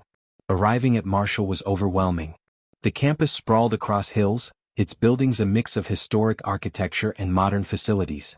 Jack's apartment, though small, had good light and built-in bookshelves. As he began unloading, he met other non-traditional students: Carol, the former accountant studying education; Mike, a military veteran pursuing mathematics; Sarah, a single mom starting her second career. That evening, after unpacking his essentials, Jack sat at his new desk. Tommy's collage hung on the wall, a reminder of where he'd started and why he'd chosen this path. His phone buzzed with messages of support. Dr. Roberts, the journey of 1,000 miles continues. Proud of you. His mother, miss you already, baby? But so excited for your next chapter. Rachel, first study group without you. Used your methods. They worked, of course. Miguel, started my own study group for engineering students. Following your example. Tommy, looking up those summer programs. Get ready for a visitor. Opening his laptop, Jack began preparing for orientation week. His schedule was intense. Advanced mathematics courses, education theory, classroom observation hours. But he felt ready in a way he hadn't 2 years ago. A final message came through, from Dr. Patel: welcome to Marshall. Your unique perspective on mathematics education is exactly what our program needs. Looking forward to challenging traditional assumptions about who belongs in this field? Jack smiled, thinking about all the new students he would meet, all the lives he might touch in this new chapter. The journey ahead would be challenging, but he carried with him the strength of every person who had believed in him, every student he had helped, every obstacle he had overcome. 2 years ago he had taken a leap of faith at community college. Now he was leaping again, higher and further than before. But this time he knew something crucial. It wasn't just about where he was going, but about all the people he would inspire along the way. The transfer wasn't an ending. It was another beginning, one that would ripple out to touch lives he hadn't even met yet. And that made all the difference. Chapter 10, Student Teaching. Remember, Dr. Patel said, adjusting her reading glasses, student teaching isn't just about applying what you've learned. It's about discovering who you are as an educator. Jack sat in her office on a crisp September morning, reviewing his placement details. Roosevelt High School, one of the most diverse schools in the district, with a high percentage of working-class families and first-generation students. His supervising teacher would be Ms. Eleanor Hampton, a 30-year veteran known for her traditional approach to mathematics education. She's particular about her methods, Dr. Patel warned. But she's also one of the most experienced mentors we have. Learn from her experience, Jack, but don't lose what makes your teaching unique. The next morning, Jack stood in front of his mirror, adjusting the tie his mother had sent as a good luck gift. The professional attire felt strange after years of work uniforms and casual clothes. His student ID badge read Student Teacher, Mathematics Department, making everything feel suddenly real. Roosevelt High School was a massive brick building from the 1960s, its halls already buzzing with teenage energy at 7:15 a.m. Jack found his way to room 237, where Ms. Hampton was writing the day's objectives on the whiteboard in precise handwriting. Mr. Mitchell, she said without turning around. You're early. Good. We have much to discuss before first period. Ms. Hampton was shorter than Jack had expected, with steel gray hair and sharp eyes behind designer frames. Her classroom was immaculate, posters showing mathematical concepts aligned perfectly with the walls, desks arranged in rigid rows, supply bins labeled with mathematical symbols. Your references are impressive, she said, reviewing his file. Dr. Patel speaks highly of your innovative teaching methods. However, she looked up at him, in my classroom, we follow a structured curriculum. Students need consistency and clear expectations. Jack nodded, remembering Dr. Patel's advice about learning from experience. But as he observed Ms. Hampton's first 2 classes, he couldn't help but notice the glazed expressions on many students' faces as she lectured about polynomial functions. During third period, a student named Marcus caught his attention. While others at least pretended to take notes, Marcus stared out the window, his worksheet blank. Jack recognized something in his posture, the same defeated look he'd once seen in Miguel's eyes. After class, Jack reviewed the student files Ms. Hampton provided. Marcus was working 2 part-time jobs to help his family, his grades dropping steadily since freshman year. The note from his previous teacher read simply, "Lacks motivation." "He's capable," Ms. Hampton sighed when Jack asked about Marcus. "But he doesn't apply himself." "You'll learn quickly, Mr. Mitchell. You can't help students who don't want to help themselves." Jack thought about his own journey, about all the people who had believed in him when he'd stopped believing in himself. That evening he spent hours modifying his lesson plans for the unit he would begin teaching next week, looking for ways to work within Ms. Hampton's structure while incorporating real-world connections. His first full lesson came sooner than expected. Ms. Hampton had a family emergency, leaving Jack to teach her Algebra 2 classes with just a day's notice. The substitute teacher sat in the back, presumably to maintain order, but the student's attention was fully on Jack. "Today," he began, "we're going to look at quadratic equations differently. How many of you have played basketball?" Several hands went up, including Marcus's. "Perfect. Let's talk about the arc of a basketball shot. That curve?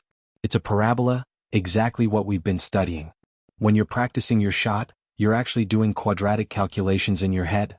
For the next 40 minutes, Jack led the class through an exploration of basketball trajectories, having students collect data about their own shots in the classroom using foam balls and waste paper baskets. They graphed their results, identifying the vertex, axis of symmetry, and optimal launch angles. Marcus, who hadn't completed a worksheet in weeks, was the first to recognize that changing the initial height affected the equation's y-intercept. When Jack asked him to explain his observation to the class, his explanation was clear and confident. Ms. Hampton returned the next day, raising an eyebrow at the basketball hoops still set up in the corner. But she couldn't argue with the results.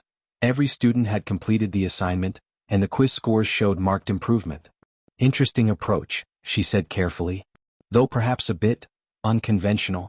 "Sometimes unconventional works," Jack replied. "Especially for students who've convinced themselves that mathematics isn't for them." Over the next few weeks, Jack and Ms. Hampton developed an unexpected rhythm. She maintained her structured approach for introducing new concepts, then allowed Jack to create application-based activities that connected the material to students' lives. For a lesson on exponential functions, Jack brought in his old paycheck stubs from the construction job, having students calculate compound interest and analyze different saving strategies. When teaching probability, he incorporated data from local sports teams, engaging students in statistical analysis of their favorite players. Marcus began staying after school for help, revealing that he worked as a stock clerk at a local store. Jack helped him see how the inventory tracking systems used mathematical patterns, turning mundane tasks into practical algebra practice. "Why didn't anyone explain it like this before?" Marcus asked one afternoon. "Like it's something real, not just numbers on a page?" The breakthrough moment came during parent-teacher conferences. Marcus's mother, exhausted from her nursing shift but determined to attend, listened as Jack explained how her son had become one of the class's strongest problem solvers. "He understands mathematics differently," Jack explained. "He sees patterns in real-world situations that others miss. That's not a weakness, it's a strength." "Like you," Marcus's mother said suddenly. "My supervisor mentioned you. You're the one who used to work construction before becoming a teacher." "Marcus told me about that." Jack nodded, surprised that his story had traveled so far. "You showed him it's possible," she continued. "Not just to understand mathematics but to change your path." The semester progressed, bringing new challenges and victories. Jack learned to balance his natural teaching style with institutional requirements, to work within the system while still finding ways to innovate. Ms. Hampton, though still traditional in her approach, began incorporating more real-world applications into her lessons. "You've taught me something too," she admitted during his final evaluation. "After 30 years, I thought I knew everything about teaching mathematics. But watching you connect with students who had given up, it reminds me why I chose this profession." Jack's final project as a student teacher was preparing his students for the state mathematics assessment. Instead of traditional test prep, he created a mathematical treasure hunt throughout the school, hiding problems that connected test concepts to different locations, calculating angles on the gymnasium floor, measuring ratios in the art room, analyzing patterns in the cafeteria schedule. The entire mathematics department came to observe, including Dr. Patel. Students who had once been disengaged were now eagerly solving complex problems, working in teams, making connections between abstract concepts and their everyday environment. This, Dr. Patel said afterward, is what we mean by transformative teaching. You're not just preparing them for a test, you're changing how they see mathematics in their world. On his last day at Roosevelt, his students surprised him with a celebration. Marcus presented him with a card signed by the entire class, including a note that read, "Thanks for showing us that mathematics isn't just for math people. It's for everyone who wants to understand their world better." As Jack packed up his materials, Ms. Hampton handed him a letter of recommendation. "You've reminded me of something important," she said. "Teaching isn't just about maintaining high standards, it's about helping students reach them. Your future students are very fortunate." That evening, Jack sat in his apartment reflecting on the semester.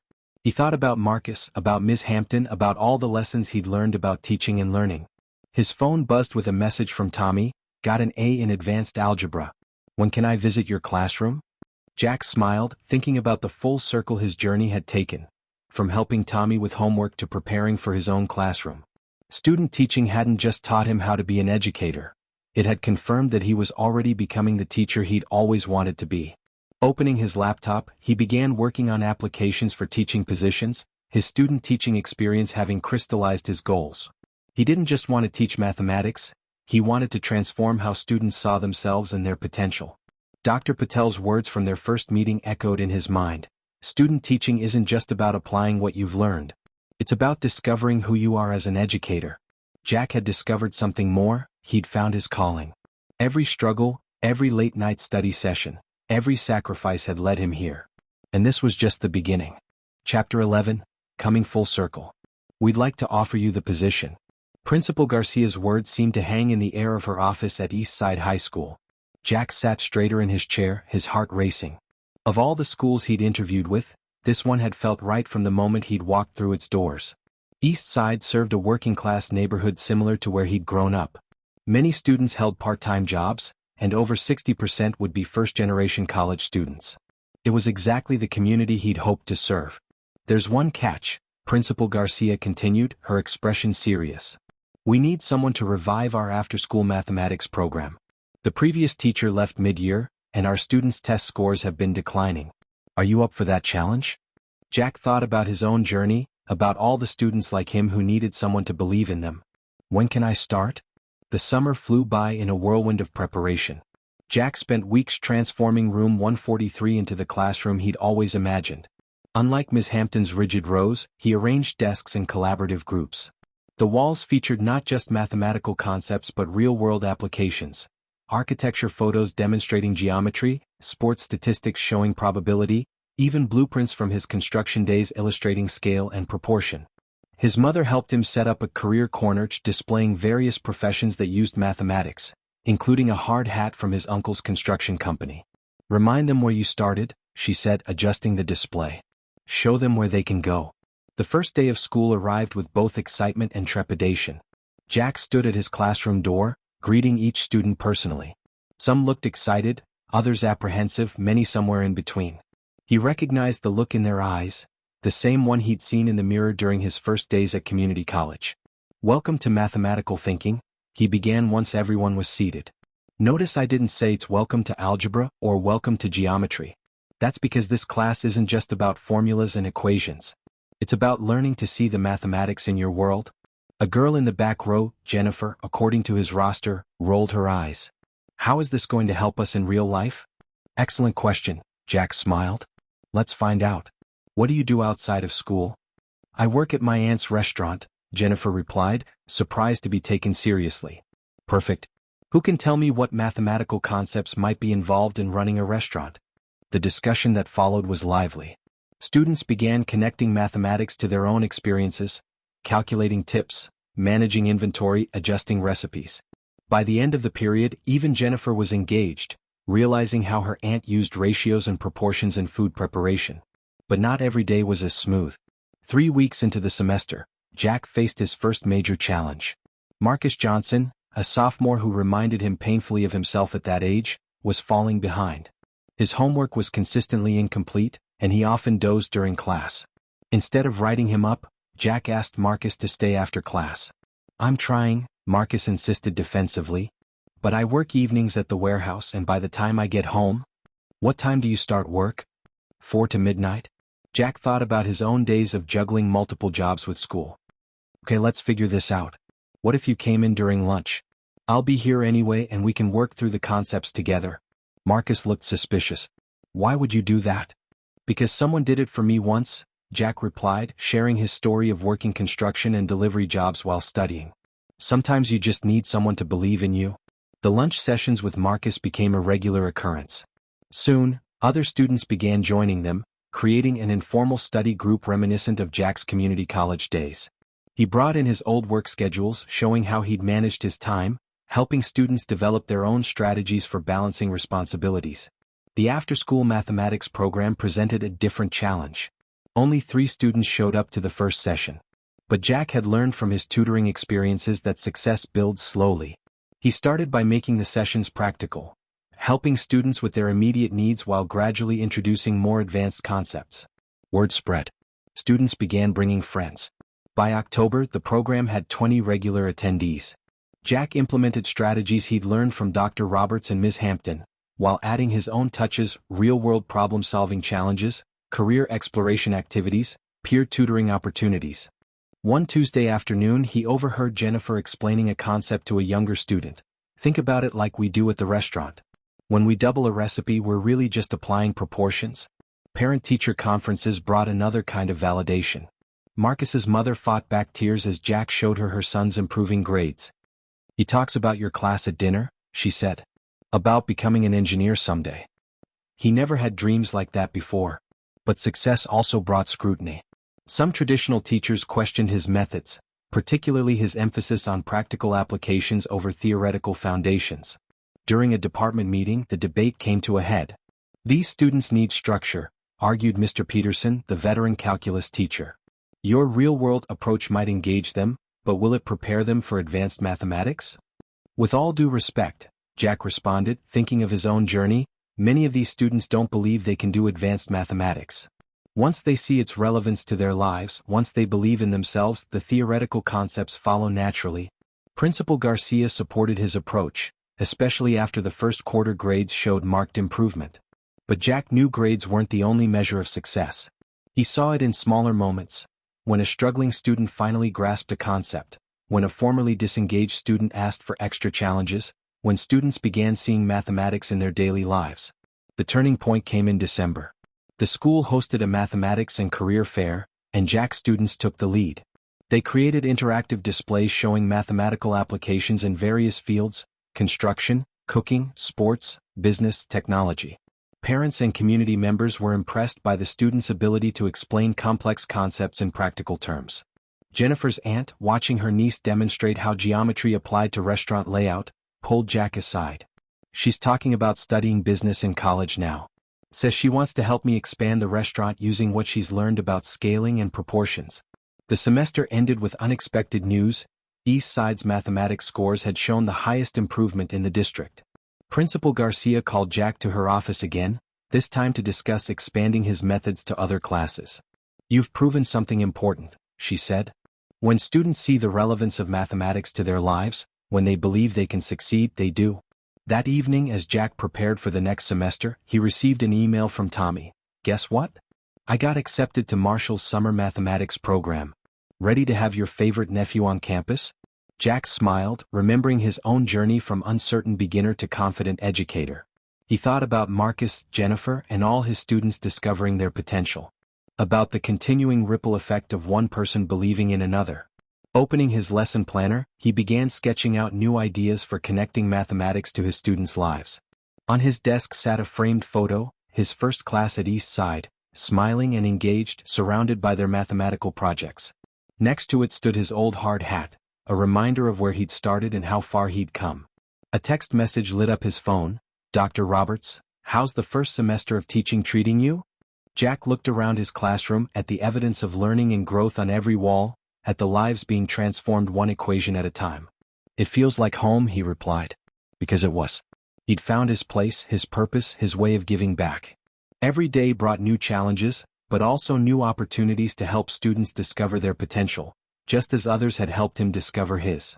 The journey from construction worker to educator had been long, but every step had prepared him for this role. He wasn't just teaching mathematics, he was showing his students that their stories like his were still being written. And the next chapter was just beginning. Chapter 12, Building Dreams. The idea started with a conversation in the hallway. Jack had noticed Sophia, one of his brightest students, nodding off during morning classes. When he asked her about it, she broke down. "I'm working night shifts at the hospital," she explained. "It's a good job, better than fast food, but the homework, I don't know how much longer I can do this." Jack recognized her struggle intimately. That evening, instead of heading home, he sat at his desk and began writing. By midnight, he had drafted a proposal, Bridge to Success, a support program for working students. The next morning, he presented his idea to Principal Garcia. "You're talking about completely restructuring how we support working students," she said, reviewing his proposal. "Flexible scheduling, integrated career preparation, specialized tutoring. It's ambitious. It's necessary," Jack replied. "These students aren't just trying to pass classes, they're supporting families, building futures. The traditional system isn't designed for them." Principal Garcia studied him over her reading glasses. "You know this from experience?" "Exactly.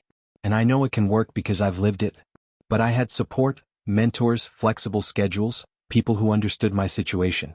Our students deserve the same. Write me a detailed proposal," she said. "Include budget projections, staffing needs, everything. If we're going to do this, we'll do it right." The next few weeks became a blur of research and planning. Jack reached out to his old contacts, Dr. Roberts, Dr. Chin, even Ms. Hampton, gathering data about successful support programs. He spent weekends visiting local businesses, building partnerships for internships and career exploration opportunities. His breakthrough came from an unexpected source. Jennifer, his former restaurant working student now in her second year, had convinced her aunt to host a community meeting at the restaurant after hours. Local business owners, parents, and educators gathered to discuss the challenges facing working students. "My daughter wants to study engineering," one parent shared. "But she needs to work to help with bills. How can she handle advanced classes with a job? We want to hire students," a business owner added. "But we need them to have certain skills. If we could align their work with their learning." Jack took notes frantically, seeing his program take shape through community input. The final proposal expanded far beyond his initial vision. It included flexible scheduling options, including early morning and evening classes, a mentoring system pairing students with working professionals, integrated internships that counted toward course credit, specialized study skills and time management training, career exploration and planning services, tutoring designed around work schedules, financial literacy education. Principal Garcia presented the proposal to the school board in March. Jack stood before them, sharing not just statistics and plans, but stories, his own journey, Sophia's struggle, countless others he'd encountered. "These students aren't asking for easier coursework," he emphasized. "They're asking for a system that recognizes their reality and supports their ambition." The board's questions were tough, focusing on costs and logistics. But Jack had done his homework. The local business partnerships would provide funding and resources. The flexible scheduling would actually save money by utilizing existing facilities more efficiently. Most importantly, he concluded, we're not just helping students graduate. We're building a pipeline of skilled, experienced workers for our community. Everyone wins. The program was approved for a pilot run the following school year. Jack spent his summer vacation setting everything up, often working alongside maintenance staff as they modified classrooms for early morning and evening sessions. Marcus, now a senior, helped design the student orientation materials. "Make sure they know it's not remedial," he insisted. "This is for students who are going above and beyond." The program launched in September with 30 students. Each morning, Jack arrived at 6 a.m. to teach calculus to a group that included Sophia and 4 other hospital workers. Their discussions often incorporated medical examples, rates of medication absorption, statistical analysis of patient data. Evening sessions ran until 8 p.m., accommodating retail and restaurant workers. Jack arranged for local restaurants to provide dinner, turning meal times into networking opportunities with business leaders. The mentoring component proved particularly powerful. Jennifer's aunt mentored 3 students interested in business ownership. Jack's uncle spoke to construction workers about mathematics and engineering. Even Tommy, now a mathematics major at Marshall, visited to share his journey with the students. But the program faced challenges. Some teachers resisted the flexible scheduling requirements. Others questioned whether working students could handle advanced coursework. Jack found himself constantly advocating, using data to prove his students' capabilities. The first crisis came in November. 2 students were falling behind, struggling to balance their new work-study schedules. Jack called an emergency meeting with their mentors and employers. The goal isn't just to help them survive, he reminded everyone. It's to help them thrive. Let's rework these schedules, find a better balance. By December, the program had caught the attention of other schools in the district.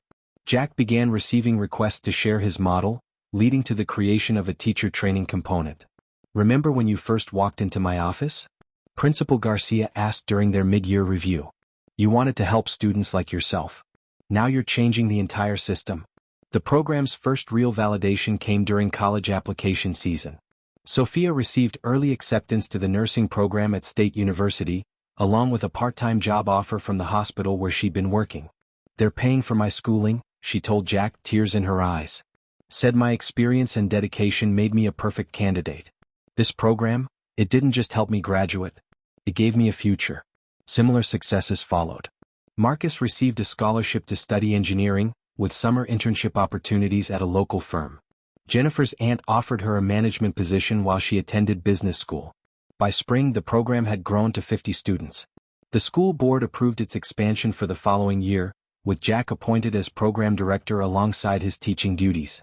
During the end-of-year celebration, Jack watched his students share their stories with incoming participants. Sophia explained her journey from struggling night shift worker to future nurse. Marcus demonstrated how engineering principles applied to his warehouse job. Dr. Roberts, who had come to observe the program, pulled Jack aside. "You've built something remarkable here. This isn't just about mathematics anymore, it's about transforming lives." Jack nodded, thinking about his own transformation from construction worker to educator to program creator. "It's about believing in possibilities," he replied. "About creating systems that support dreams instead of limiting them." That evening, as Jack packed up his classroom, he found a note on his desk. It was from a quiet student who had recently joined the program. "Before this program, I thought I had to choose between working and dreaming. You showed me I can do both. Thank you for building this bridge." Jack smiled, adding the note to his growing collection of reminders why this work mattered. On his wall, next to his old hard hat, hung a new photo, the first cohort of Bridge to Success students, standing proud in their graduation gowns.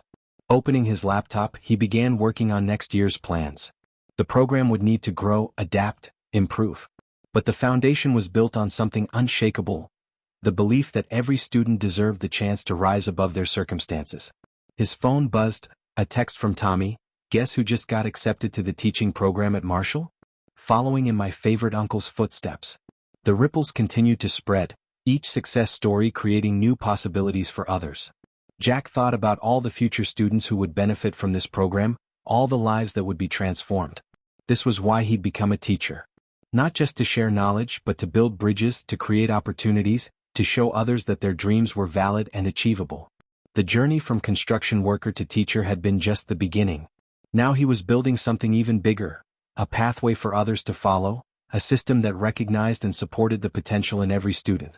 And this was still just the foundation. Epilogue full circle. 5 years later.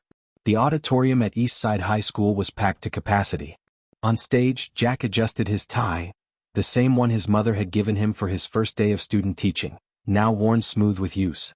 Behind him, a banner proclaimed, "Bridge to Success 5th Anniversary Celebration." In the front row, familiar faces brought back memories of where it all began. His mother sat next to Tommy, now a first-year mathematics teacher himself. Dr. Roberts had made the 2-hour drive from Marshall, looking exactly as he had the day Jack first met him in the community college cafeteria. Even Ms. Hampton had come, her strict demeanor softened by pride. But it was the other faces that told the real story of the past 5 years. Sophia, now a registered nurse who ran the program's healthcare career track. Marcus, finishing his engineering degree while mentoring current students. Jennifer, who had expanded her aunt's restaurant into a successful chain and now provided internships for business-minded students. The Bridge to Success program had grown beyond Jack's wildest dreams. What started with 30 students at East Side had expanded to 15 schools across 3 districts. Over 800 working students had completed the program, with college acceptance rates that rivaled the most prestigious schools in the state. "Good evening," Jack began, his voice carrying across the packed auditorium. "5 years ago we started this program with a simple belief, that no student should have to choose between working and dreaming." He paused, looking out at the faces of current students mixed with program alumni. "But we built more than just a program. We built a community. A community that understands that some of our most promising students are the ones who work night shifts, who help support their families, who refuse to let circumstances define their futures." The statistics were impressive: 92% graduation rate, 85% college acceptance, partnerships with over 50 local businesses. But the real success story sat in that audience. Like Maria Torres, who worked as a hotel housekeeper throughout high school and was now preparing to graduate from law school. Or David Chin, who balanced night shifts at his family's restaurant with advanced placement classes and had just been accepted to medical school. "Our newest initiative," Jack continued, "is the Future Educators Program." He smiled at Tommy in the front row. "Because we've learned that students who overcome challenges often become the best teachers for those facing similar struggles." The program had evolved far beyond its original scope. What started as academic support for working students had grown into a comprehensive system that included career exploration and professional mentoring, college preparation and scholarship assistance, financial literacy and life skills training, mental health and wellness support, family resource services. Local businesses didn't just provide internships anymore. They invested in their future workforce, offering tuition assistance and career advancement opportunities. The hospital where Sophia had once worked night shifts now had a dedicated training program for student workers interested in healthcare careers. "But perhaps our greatest achievement," Jack said, "isn't measured in numbers or programs. It's measured in changed perceptions. We've shown that working students aren't at a disadvantage. They bring valuable real-world experience and unprecedented determination to their education." The ceremony included testimonials from program alumni, each story echoing pieces of Jack's own journey. A construction worker who became an architect. A restaurant dishwasher now running her own catering company. A night shift stalker who went on to earn his PhD in mathematics. During the reception afterward, Jack found himself in a quiet corner with Dr. Roberts. "Remember that first day in my office?" Dr. Roberts asked. "When you were worried about balancing work and school?" Jack laughed. "Seems like a lifetime ago. You've created something remarkable here, Jack. Something that will outlast all of us." Looking around the room, Jack saw the truth of those words. He watched Tommy deep in conversation with a group of students, his enthusiasm for teaching mathematics matching Jack's own. He saw program alumni mentoring current students, passing on the support they'd once received. His phone buzzed, a message from Principal Garcia, who was now superintendent, board-approved district-wide expansion. "Your dream is officially becoming policy." Later that evening, after the celebrations ended, Jack walked through the quiet halls of East Side. He stopped at his old classroom, now used for evening sessions of the Bridge to Success program. The walls still displayed his original vision: mathematics connected to real life, dreams connected to practical paths forward. On his desk sat a stack of letters from former students, sent for the anniversary celebration. One in particular caught his eye. "Mr. Mitchell, before your program I thought people like me didn't belong in college. Now I'm teaching mathematics to students who remind me of myself. You didn't just teach us mathematics, you taught us to believe in possibilities." Miguel. Jack smiled, thinking about his own journey from construction worker to educator to program creator. Every step, every struggle, every moment of doubt had led to this.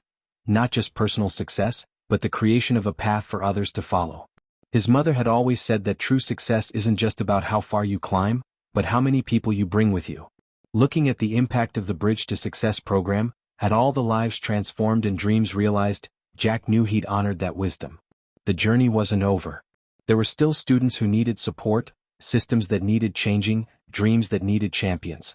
But now they had a blueprint, a foundation built on the belief that everyone deserves a chance to rise above their circumstances. And that was the greatest lesson of all, that sometimes the hardest paths lead to the most important destinations, that our struggles can become stepping stones for others, that one person's determination to succeed can open doors for generations to come.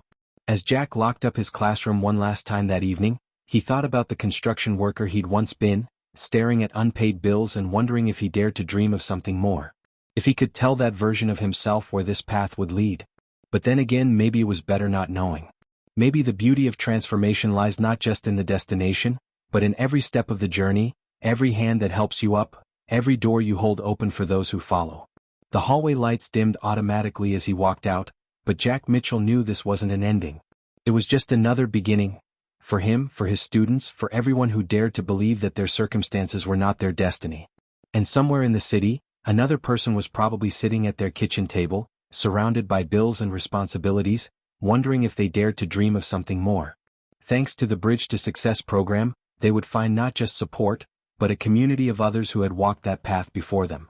The circle was complete, but the ripples continued outward, touching lives that Jack would never know, creating changes that would outlast him. And that was exactly as it should be.